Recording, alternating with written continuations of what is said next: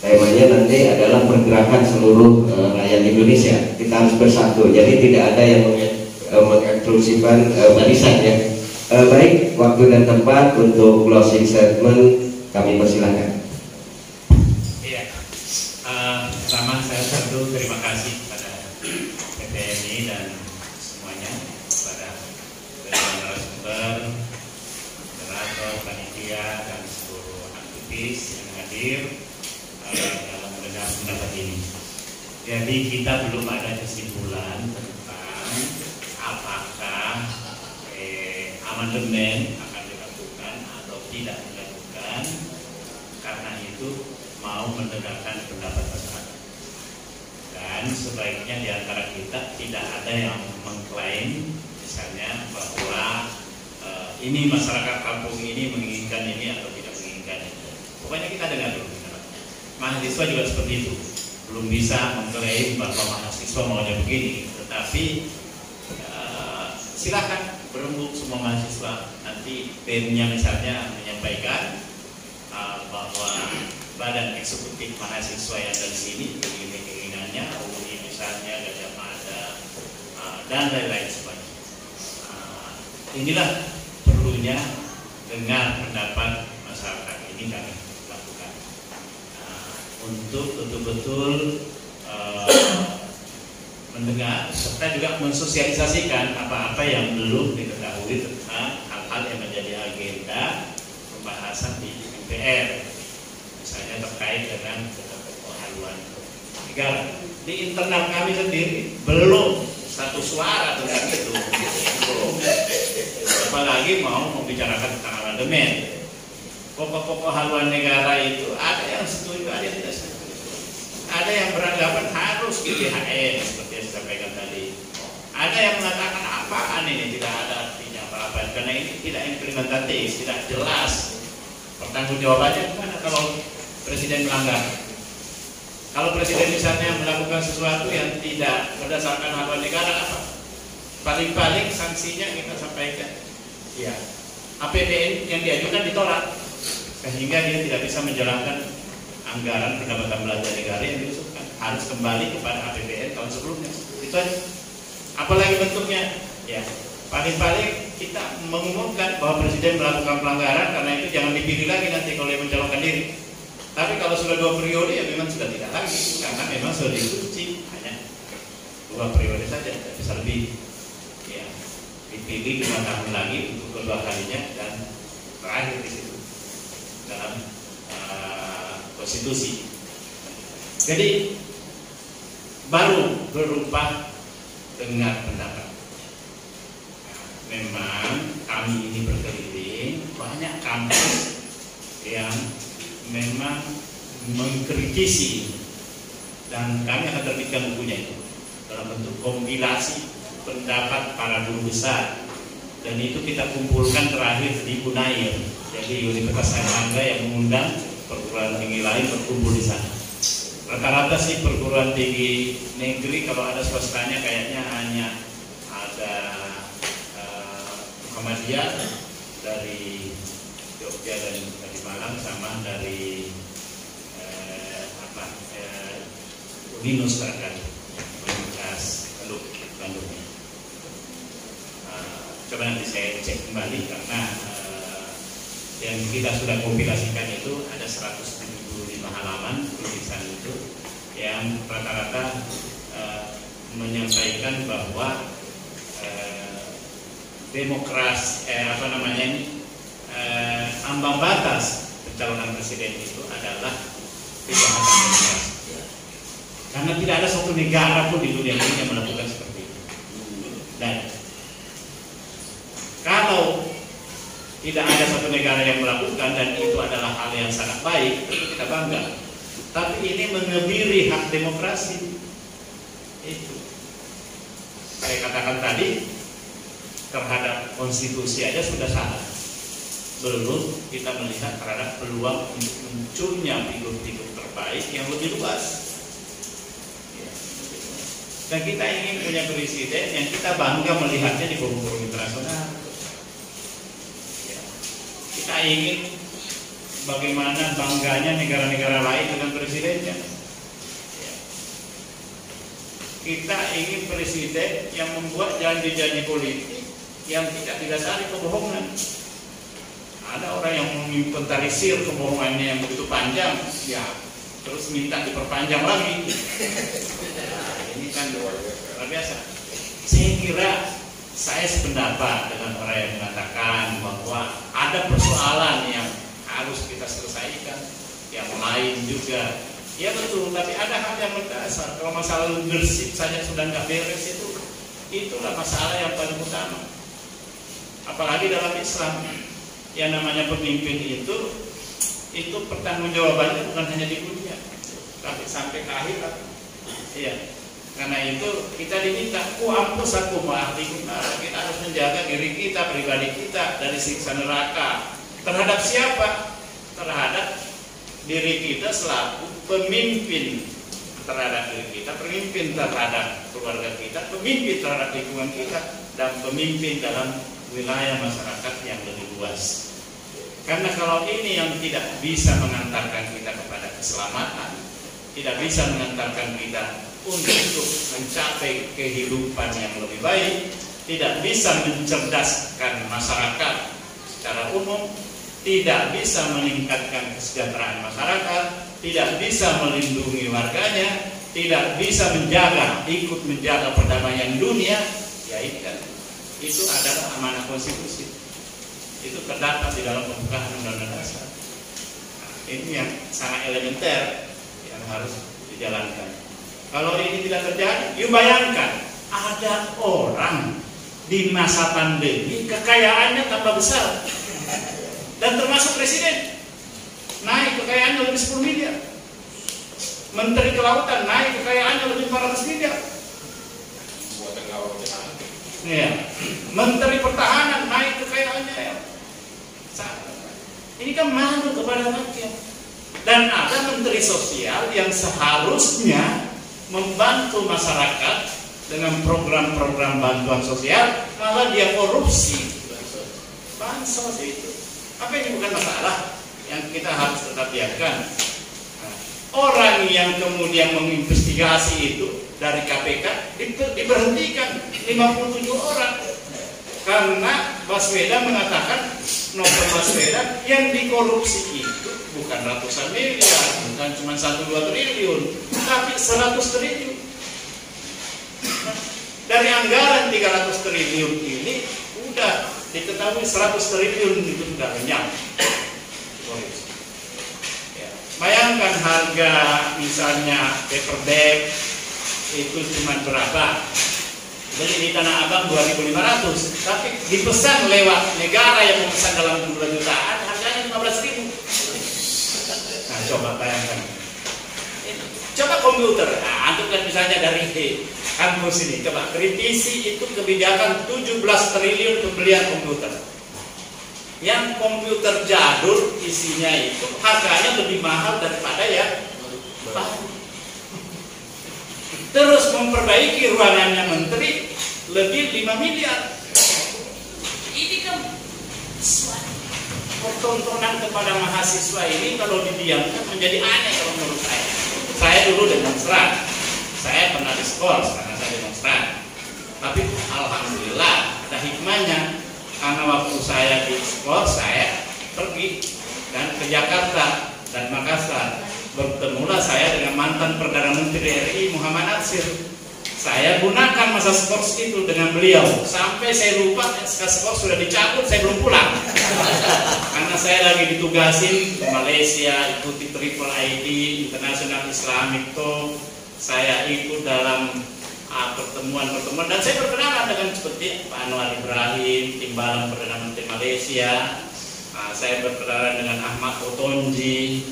Dan saya masih mahasiswa, akhirnya karena banyak kenalan begitu di organisasi-organisasi, saya diundang pergi haji gratis. Ya, saya bersama Profesor Derial Nur menghadiri konferensi internasional di Singapura. Hanya lupa itu, waktu saya pulang saya dimarahi oleh rektor.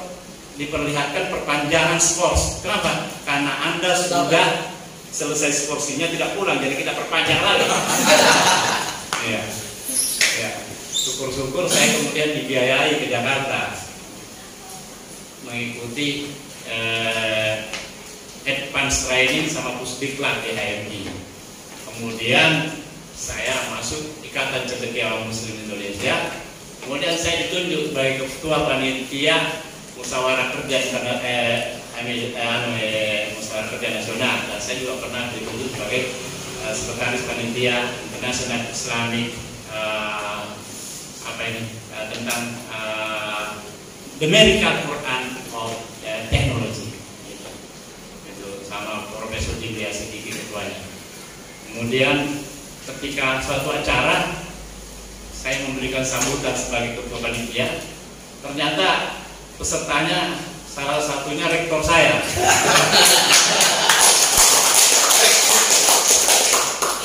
Jadi waktu selesai saya sambutan, selesai acara seremonial pembukaan, saya tarik Menteri Pendidikan dari panggung ke bawah. Saya mengenalkan dengan rektor saya. Pak Menteri, ini rektor saya. Dia sudah lupa saya. Kemudian dia bilang ke saya, Bapak siapa ya? Kayaknya saya pernah bertemu di mana ya? Pak Rektor, saya di mahasiswa Bapak. Iya, siapa? Saya bilang Tamsil. Langsung dia bilang saya, Tamsil Lindrung ya, yang dulu saya scoring ya. Saya bilang bukan dulu, sampai sekarang belum dicabut. Kalau bilang untung saya scoring kamu, kalau tidak kau menjadi guru di desa terpencil. Jadi saya diperpanjang SK-nya waktu itu 1 tahun lagi, dari setengah tahun 1 semester dipanjangkan 1 tahun, jadi lebih 1 tahun. Begitu saya diperpanjang SK Skorsing, ada rektor di Makassar, teman diskusi saya, karena saya berteman semua dengan rektor-rektor ini, karena kita kan aktivis, jadi suka ketemu berkumpul seperti ini. Jadi kalau berdiskusi sama-sama, saya akui kamu itu mahasiswa yang hebat, karena itu saya terbitkan ijazah Anda sarjana. Itu namanya Profesor Dr. Abdurrahman Basalama, pasti yang benar. 2 orang yang dikasih itu, satu yang dikirim ke Timur Tengah, saya dikirim ke sini, kemudian dimintakan rekomendasi dari atas kebudayaan kedutaan Malaysia supaya saya melanjutkan studi di International Islamic University di Malaysia. Jadi udahlah, antum menjadi aktivis itu ada jalannya untuk menemukan yang terbaik selama Anda menjalankannya dengan penuh. Saya merasa bersyukur saya bisa bertemu dengan tokoh-tokoh nasional ketika itu. Saya bertemu dengan Pak Nas, selalu diskusi setiap hari Selasa dengan dia. Bertemu dengan Pak Ali Sadikin, ya, bertemu kemudian Pak Adi Sasono, Pak Habibie, ya, sampai karena saya merasa bersalah, orang tua saya menginginkan saya jadi guru. Semua saya bersaudara itu guru. Ayah saya guru. Iya, kakak-kakak saya perempuan disekolahkan semua sekolah guru. Ada yang lamar, asalkan guru tidak banyak pertanyaan, langsung diterima. Sampai ada teman levelnya sebenarnya di atas saya, tapi saya memang suka berteman dengan yang lebih berusia dari saya. Nah, saya berteman dengan dia guru ngaji, karena saya belajar ngaji. Jadi saya bilang, kalau dia mau sama kakak saya, nanti kalau kau melamar, kau nggak usah bilang guru ngaji, bilang aja guru. Kalau ditanya apa kerjanya guru, nanti saya kuatkan ya guru ini. Nah, langsung diterima. Setelah ditahu guru ngaji, saya pikir ayah saya nyesal. Ternyata tidak, guru ngaji dia sangat hargai juga, dia apresiasi. Ya, saya alhamdulillah bisa ngaji. Karena bergaul dengan teman-teman dari India, dari mana, biasa bertanya-tanya, belajar di mana ngajinya ya, karena dari kecil belajar. Saya sekolah SD merangkap sorenya di madrasah. Masuk SMP merangkap PGA, pendidikan guru agama, dan juga masuk SPG. Tapi di SPG sekolah pendidikan guru saya tidak diterima karena tingginya kurang 2 cm. Waktu itu syaratnya harus 150 cm, saya masih 148. Nah itu masuk di media itu, headline itu, kurang 2 cm tidak jadi guru. Ya, karena itu saya sekarang memimpin yang namanya Pansus Honorer dan Guru Honorer, karena saya sangat perhatian terhadap guru. Saya termasuk yang mendukung dulu undang-undang tentang mandatory spending 20% untuk dana pendidikan, dan saya tekankan diambilkan dari situ untuk perbaikan kesejahteraan guru. Kemudian saya membuat sekolah. Sekolah saya ini saya menyelenggarakan sistem pendidikan yang berkeadilan. Yang tidak bisa membayar saya terima, tapi yang bisa membayar mahal saya kenakan mahal. Ya.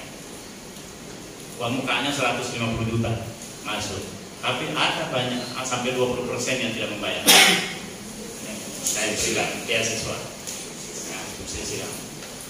Dulu orang bilang, wah ini gak. Makanya saya datang ke Sulawesi Selatan, ada satu pesantren yang saya datangi namanya Darul. Saya tanya, pesantrennya bagus, kelihatan luas. Dia sebutkan ke saya 60 hektar, tapi ternyata setelah saya minta BPN untuk melakukan pengukuran bulan cuma 36 hektar. Ya, karena double itu. Kemudian saya tambahkan, saya berikan 5 hektar. Saya kata cukup Pak.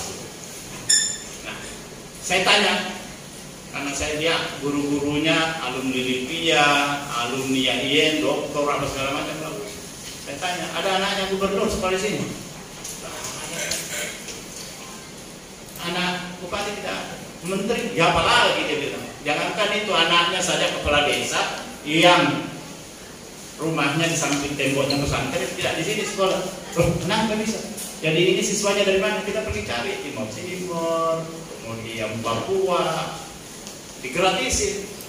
Saya bilang gini, Pak Desa itu merasa status sosialnya bukan lagi yang gratis-gratis.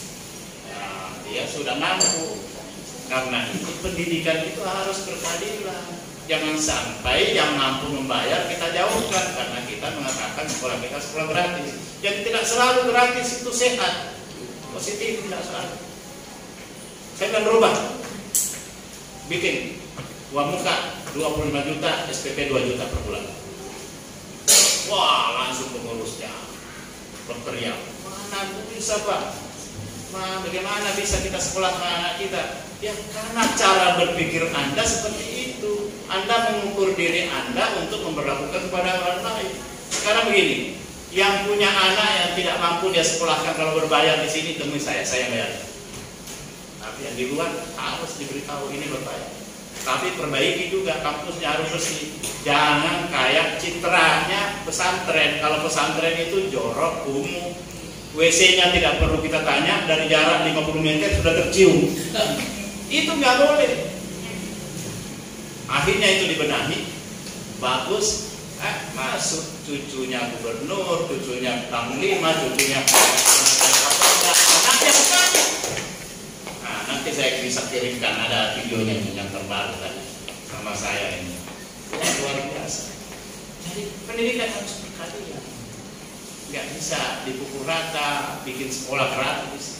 Ya. Saya juga ada sekolah yang mirip-mirip gratis. Makanya saya setuju dengan Yusuf Hamka itu ketika ada programnya menjual nasi uduk 3.000 rupiah, tapi dia belinya 10.000 atau 15.000. Dia belikan, dia jual 3.000. Kenapa dijual 3.000? Supaya ini orang ada tanggung jawab, jangan selalu gratis. Sudah harus bersyukur dengan harga 3.000 yang kualitasnya kualitas 10.000 atau 15.000. Dan itu dia bilang uang yang dia siapkan berapa, dia bilang 200 juta kalau tidak salah. Sekarang uang itu nggak pernah habis yang 200 juta, malah sekarang sudah ada 1 miliar kalau nggak salah uangnya. Karena padahal dia jual 3.000. Nah banyak orang yang simpati datang ngasih 5 juta, ngasih berapa? Bisa biarin 5 juta. Iya 5 juta sih, karena dia bilang ini kegiatan sosial. Iya. Jadi ini apa namanya? Saya ingin memberikan spirit pada mahasiswa, apalagi ada itu yang punya masa depan ini. Saya ini sudah 60 tahun ini bulan ini. Saya cuma meninggalkan legacy supaya saya bisa mewariskan sistem politik yang baik. Supaya Anda ini semua yang hebat-hebat, Anda tadi bicara luar biasa hebat. Saya membayangkan Anda bisa menjadi pimpinan ke depannya. Nah, tapi bagaimana caranya bisa muncul sebagai pimpinan di era seperti sekarang ini, yang sistem politik kita ini didominasi oleh dinasti? Anda masuk PDP, mana bisa jadi ketua umum? Nah, bisa, Anda bukan cucunya Bung Karno. Padahal partai ini dibiayai oleh negara, tapi dia tidak beri peluang kepada warga masyarakat untuk siapa saja bisa bersaing di situ menjadi pimpinan. Anda masuk Demokrat juga begitu. Coba, yang lain begitu lama menjadi di situ anggota, harus anaknya situ juga yang jadi. Kenapa? Tadi kita masuk terlalu feodal, dinasti. Ada orang baik-baik begitu jadi presiden dari kampung, dari Selokan, tapi sekarang jadi bertingkah, misalnya seperti itu. Iya, Pak SBY dulu itu baik banget itu. Begitu lama-lama saya tegur itu orang-orang yang di dekatnya itu. Tiba-tiba kalau mau bicara harus pegang burung ke depan. Aduh, kenapa jadi begini nih sistem politik kita ini? Ini yang kita harus berani. Kita ini semua yang pluralis, yang masyarakat egaliter, yang pekerja. Saya sama dengan rakyat seharusnya. Saya nggak bisa menginjak Jakarta kalau saya bukan aktivis. Dijual seluruh harta kekayaannya orang tua saya tidak cukup untuk kepergian. Tapi alhamdulillah saya sudah hampir mengelilingi dunia semuanya. Saya kira tinggal timur-timur sebagai satu negara yang saya belum pernah datang. Nama Sirawan bang. Jadi itu karena sebagai aktivis, saya pernah di kampus saya sebagai ketua senat, saya sama Bang Egy sama-sama ketua HMI, dia ketua umum pertama, saya wakilnya, kemudian saya menggantikan dia sebagai ketua. PPMI saya sebagai sekjennya, ya. Waktu itu saya di ICMI dan pertama saya diajak, saya bilang ya karena saya sibuk sampai terakhir sekitar tahun 2002 udah langsung mesti masuk ya masuk. Kemudian berganti kepengurusan saya nggak ikut lagi, tapi memang saya pendiri di awal karena di rumah saya ini selalu proses. Saya kira itu kawan-kawan semuanya, terima kasih.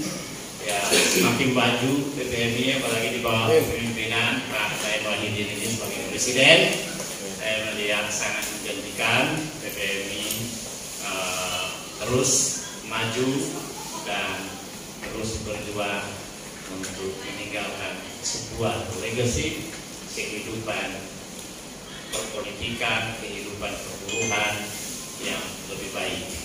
Ya, saya dulu yang pernah berperan menangani para pekerja migran di Malaysia untuk mengembalikan ke Indonesia yang punya masalah.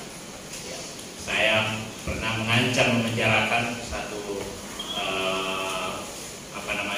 yang mempekerjakan para tenaga kerja di Indonesia ini. Itu ramai dulu kalau mau cek di RCTI sama SCTP masih ada, termasuk dari Timur Tengah sekarang. Karena itu saya waktu itu di Komisi 9, di komisi yang membidangi masalah tenaga kerjaan tahun 2004. Baik, kawan-kawan sekalian, terima kasih. Dengar pendapat ini hanya betul-betul untuk mendengarkan pendapat Anda sebebas-bebasnya. Tapi sampaikan aja bahwa ini pendapat pribadi, pendapat kelompok, pendapat silakan. Tidak masalah. Ya. Selama betul-betul kelompok yang diwakili itu menyatakan bahwa itu memang pendapat itu disampaikan oleh wakil mereka. Kita tidak mengklaim begitu saja. Karena yang kami lebih ingin dengar adalah pendapat-pendapat yang betul murni dari teman-teman. Saya berkeliling mendengarkan ini dan menghadirkan pakar tata negara dan lain-lain semuanya.